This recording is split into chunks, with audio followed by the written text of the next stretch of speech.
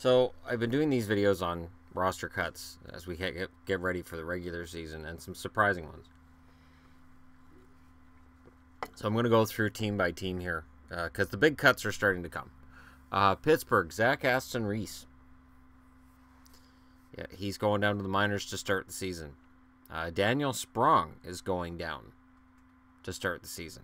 So Wilkes-Barre gets Daniel Sprong. My guess is Pittsburgh didn't have room for him in the top six. So that's the rule. If a guy's not ready yet for that top six role and he has to be a top six player, you send him down. And then there's a lot of other names here, but not big names. On the blue line, the name that stands out for me, well, Zach Trotman as a Boston fan, and Frank Corrado as a Vancouver fan that has watched the Canucks fan base for over a year now say that the Canucks mismanaged him and he was gone to Toronto, and what a disgusting move, and they'd waived him and he didn't clear waivers, and what a horrible move, and he's waived again, and nobody's going to pick him up because Corrado's a decent guy. He's a decent guy, but he's not some phantasmical defenseman. And the thing that hurts Corrado is he's not physical. He's not great offensively, and defensively he's just kind of meh. So on what level are you putting him in the NHL? The big news on the Vancouver front was that they put Reed Boucher on waivers yesterday. And again, Canuck fans are like, oh, what are we doing? Reed Boucher is a guy who I don't think this is the last time he'll be waived in his career. He's got some half-decent skills, but he can't put it together at an NHL level. And I think teams are figuring that out. New Jersey figured it out. And Nashville figured it out. So other teams are figuring it out as well. There's an article in here on what Vegas intends to do with their defense. And they talk about their defense, so let's go ahead and take a look. Jason Garrison, he could get traded. Not spectacular at this point in his career, and that cap hit could get him traded. Nate Schmidt's going to stay there. Braden McNabb, I think, stays there. Lucas Bees, I think, will stay there. Englund and Theodore, I think, are going to stay. And then outside of that, John Merrill could be the number 7 guy. Clayton Stoner, I think, is going to end up in the minors. Brad Hunt probably end up in the minors, and I think Griffin Reinhart, I don't know. I know there's still the faithful that want to believe in him, but I don't know. And of course, Shea Theodore doesn't need waivers to get sent down, so they could send him down. But do you want to have your best defense or just one that's waiver exempt? And to me, it seems like George McPhee will want his best defense. Now, they're apparently open for business. He told TSN's Hockey Central that he started returning calls yesterday. I hope he doesn't mean that he hasn't been returning calls all summer. You should be returning calls all summer. When you're an expansion team and you're getting calls, return calls all summer. Especially when everybody's looking for defense. I also want to shoehorn the Rangers in here. So it looks like both Philip Cheadle and Elias Anderson could make the team. Now, if both of those centers make the New York Rangers, and in any capacity, the New York Rangers won the 2017 draft. The draft was supposed to be a weak one. The draft was supposed to be one of players that weren't quite NHL ready. And it looks like they got 2 keepers. 2 guys who are quite capable. And if Alain Vigneault believes in you, the funny thing with Vigneault is he's got a reputation for not playing rookies. He doesn't play rookies that are crap. He doesn't play young guys that aren't any good. It is easy to pick and choose which rookies he hasn't played that he should, if you're going to ignore the ones that he has played who did belong in the NHL. When he was in Vancouver, young guys like Kessler and Burrows definitely got chances with him. And Bieksa, a big player for Bieksa's development, was that Vigneault had faith in him.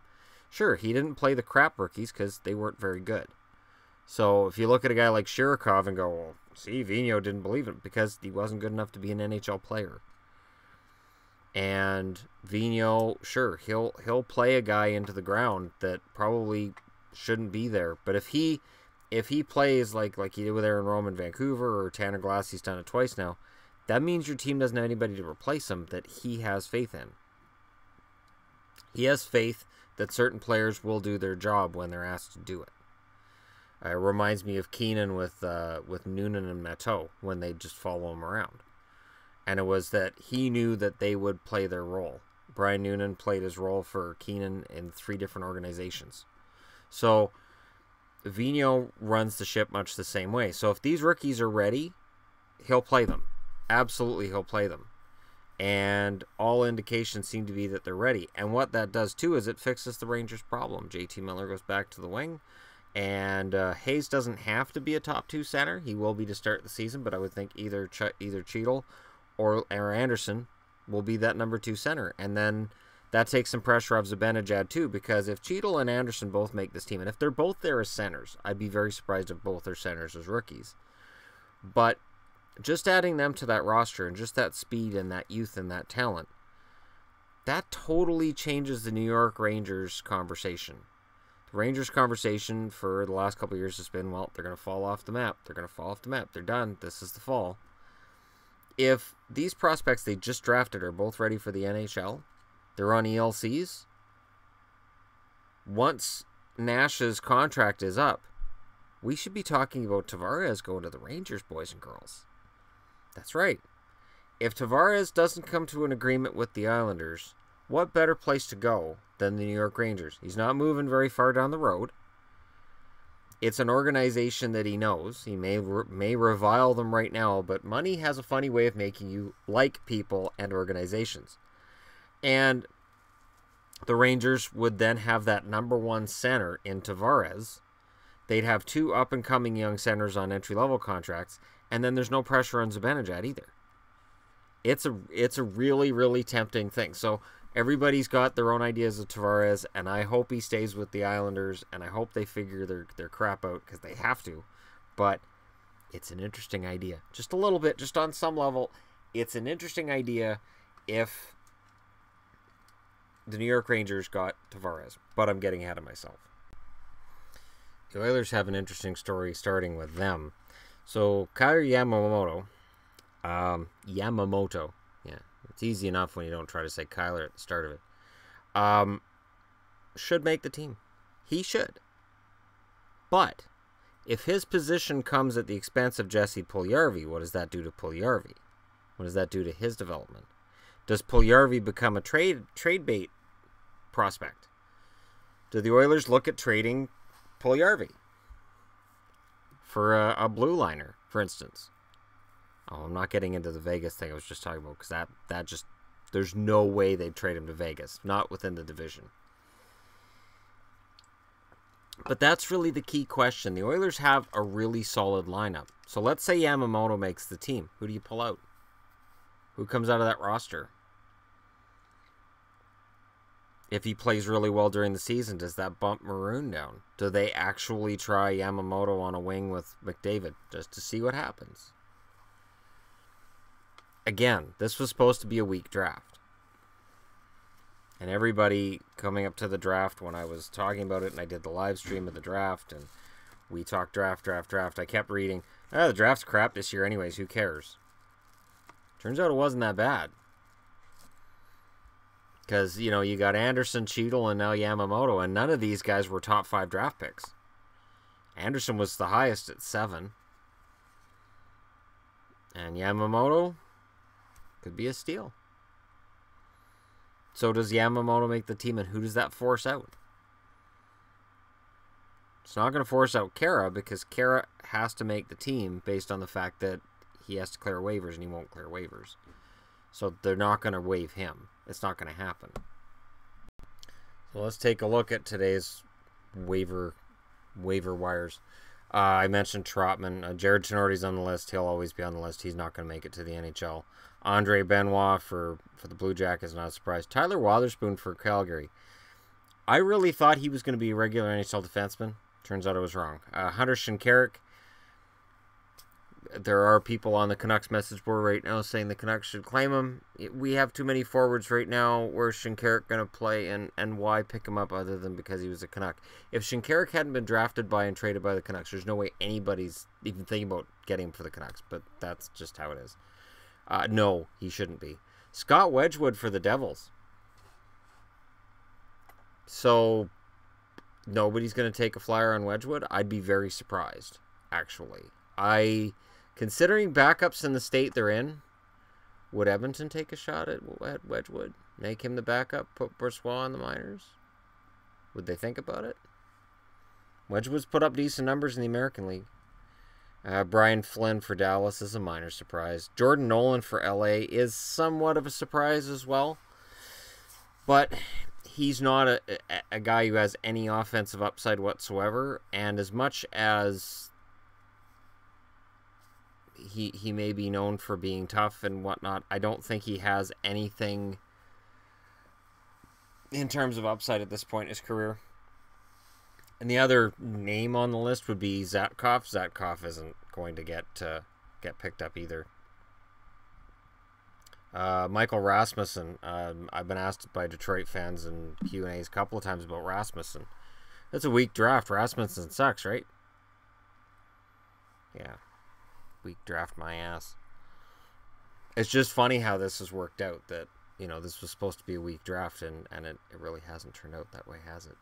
Not early, anyways. At least at this point, it looks like these guys are worthy of keeping. Malcolm Subban's played well in the preseason for Boston, so of course there's talk about could Hudobin be waived.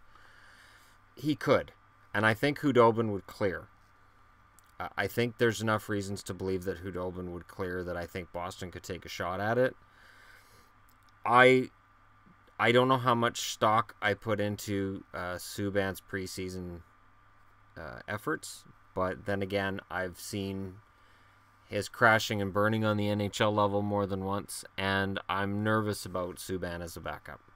Because, of course, if something were to happen to Tuukka Rask, he would then be the starter, and the idea of a tandem which would feature Subban and Zane McIntyre or Anton Hudobin kind of gives me nightmares.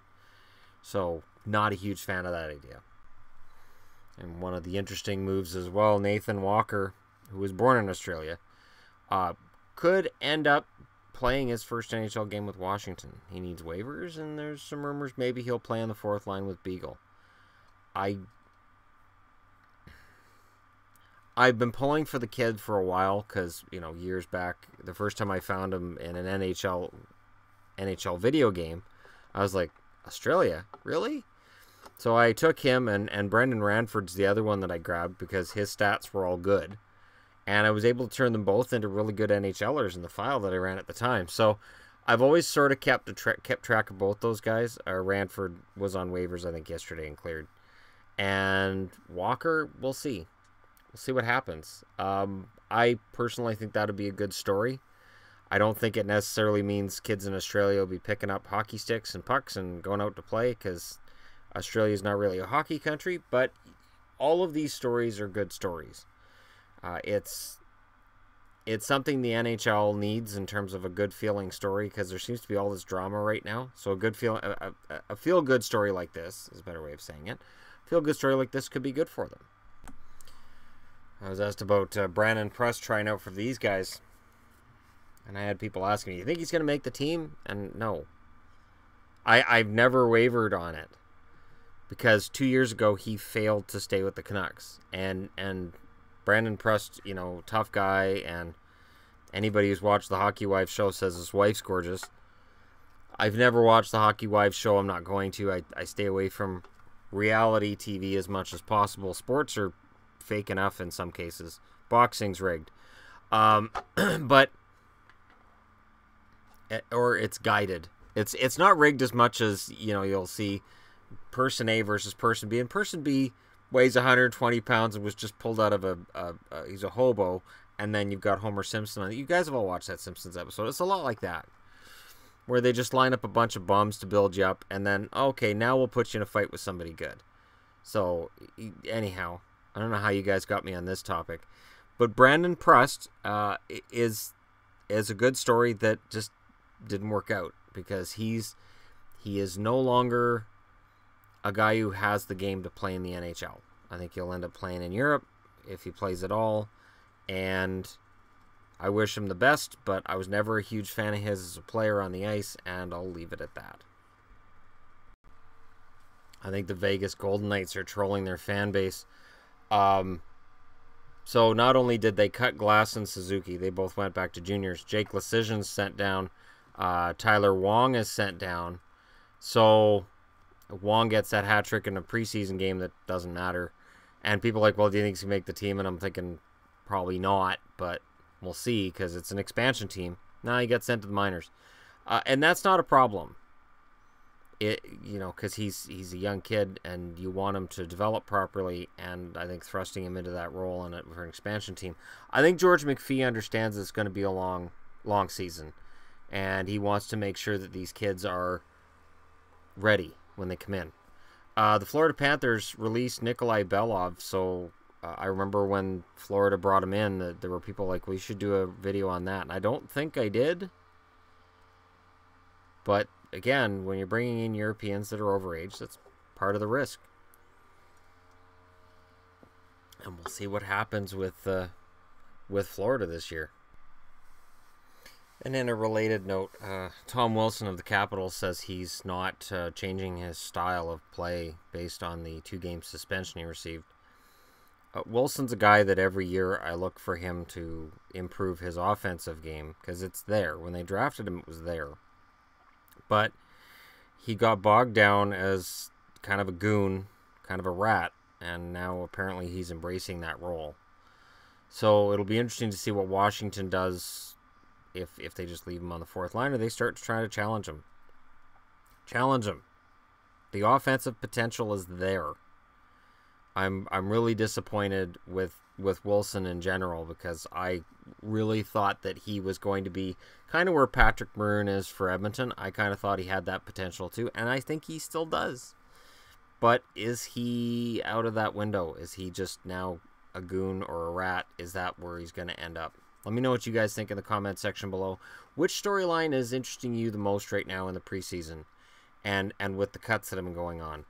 And I mentioned the Rangers. Who else do you think's got some surprises? I know Nico Hischier's been playing well for New Jersey as well. And there are numerous players who look like they're going to crack the lineup for rookies. Is it because we have a really good crop of rookies coming in? Or is this because rookies don't have the kind of salaries that the veterans do? So maybe NHL teams give rookies more of a chance to make it than they used to. Maybe instead of having to prove that you can make it and get ice time ahead of the veterans, maybe teams are saying, you know what, we need to make sure we're under the cap. These entry-level contracts are gold, and we need to make sure these kids are ready to go as soon as possible. Let me know your thoughts in the comment section below. Don't forget to hit like and subscribe if you're browsing your way through. And thank you so much for watching. I'll talk to you again soon.